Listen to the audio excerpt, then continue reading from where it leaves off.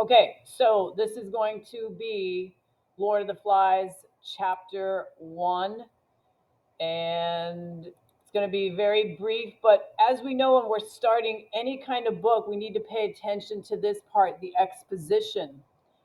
And that exposes the characters, the setting to us, what's going on, etc. And then by the time we get to the inciting moment, where there's a conflict, we're at least invested enough in the characters. Now, what happens with any story that we come into, it's like parachuting in. We land at a certain point of action, and as the timeline moves forward, we have to listen for what's called antecedent information to find out what happened right before we came into the lives of these characters.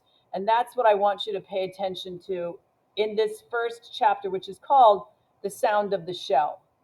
Now, I don't know if you realize that, what kinds of shells make sounds, but that is involved in this chapter. So we're learning what characters we have. The first one is a boy with fair hair, and that means like light colored hair, blonde hair, and someone's talking to him. That's why we have a dialogue here, and he's called the fat boy. And as they're going along, we notice that they're on some kind of island, and something is mentioned as like a scar, a long scar that's smashed into the jungle. And we're following their conversation. We notice that they're eating fruit. The fat boy does not seem to be, the fruit's not agreeing with him. He wears a windbreaker. He says, the fat boy, that he has asthma. He mentions his auntie a lot. So he's really attached to adults, and he wears glasses. Ralph, on the other hand, is very athletic, and that's the name of the fair-haired boy. Very athletic, etc. And we notice right away the athletic boy Ralph takes off his clothes. He's excited to get out of his school uniform and jump into the water. So very different, but we find out some details. So it says here, very plump, got caught up. This is an island. I think it's an island. He says, are there grown-ups anywhere? There was a pilot, but he wasn't in the passenger cabin. He was up front. That's good. That's where pilots belong. And all them other kids, the fat boy said, some of them must have got out. They must have, mustn't they? So they're talking about a plane. We have a pilot here. Aren't there any grown-ups at all? I don't think so. So they're talking about, and now the fat boy says, we was attacked. And it says here, when we were coming down, says the fat boy, whose name is Piggy, I looked through one of them windows. I saw the other part of the plane, and there were flames coming out of it. And he looked up and down the scar. This is what the cabin done. Now, if you've ever seen pictures of a plane crash on the ground, there will be a scar on the ground. It's where the plane, engulfed in flames, slides across the earth with its momentum as it comes to a stop, and it literally scorches the ground. And so that's when it mentions a scar. That's what happens. Now it gets a little bit worse here, where they're talking about the fuselage, which is the body of the plane. The storm dragged it out to sea. There must have been some kids still in it. So it sounds like the passengers in this plane were kids. They're somehow left on this island, and there seem to be potentially no adults, but there's no way to really know who else got out. Now, what's interesting is as they're swimming along here, Piggy reveals his name, but he says, I don't want anybody to call me Piggy, even though Ralph is laughing his head off at it. Now, as they're swimming around there, actually, I should say, as Ralph is swimming along, they notice this shell, and they pull this shell out, and it's actually a conch shell. And the conch shell can be blown, has to be blown by a person. Only certain people can do it, and it ends up being a call to everybody else who might have survived the plane crash.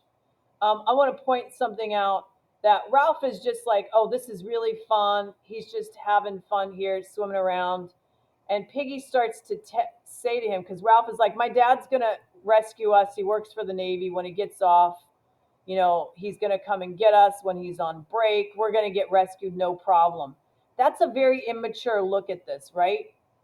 So Ralph is just playing around in the water. But watch how Piggy gets a little more particular. How are they going to know where we are? Said Piggy. And Ralph says, well, they'll tell my dad at the airport.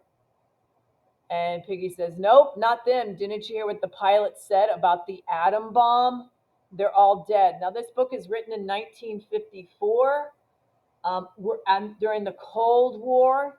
And the Cold War means there's no active war, but there was a lot of espionage and intelligence going on, especially between Russia and the US, because nuclear arms had now been developed since the end of World War II. We know World War II ended with an atom bomb being dropped. And so William Golding lived in Britain. It's kind of exploring this idea of what if World War III looked like this, like it happened, and maybe Britain is getting the kids out on a plane because they know that they're doomed, and then the plane ends up crashing. This is an island, isn't it? Says Piggy. I climbed a rock. I think it's an island. They're all dead, said Piggy, and this is an island. And nobody's going to know we're here. Not your dad, not anybody. We may stay here till we die. Now, notice in this moment, Ralph says, get my clothes. And I want you to see that clothes are a symbol of civilization. And when he was on this island, he was like happy to take them off. Like, let me just enjoy myself. And civilization is really what society puts on you and demands of you. But as soon as Piggy's like, they don't know where we are, suddenly his enjoyment stops. And he's like, get my clothes, right? And this is where they find this conch, and they begin to blow it. Ralph is the one that blows it, but it's Piggy's idea to blow it and call everybody else. Now kids start showing up. There's as young as a 6-year-old boy comes out, and Piggy's starting to get everybody's name. Down the way from the beach comes another group of kids. So let's just go through a couple slides here. Yes, we've got a plane crash. Attack has been mentioned. Atom bomb has been mentioned. We think it could be an island. Ralph is able to blow the shell, which calls others, any survivors from the island. They have a better chance of surviving being together. So here's this moment, this first meeting.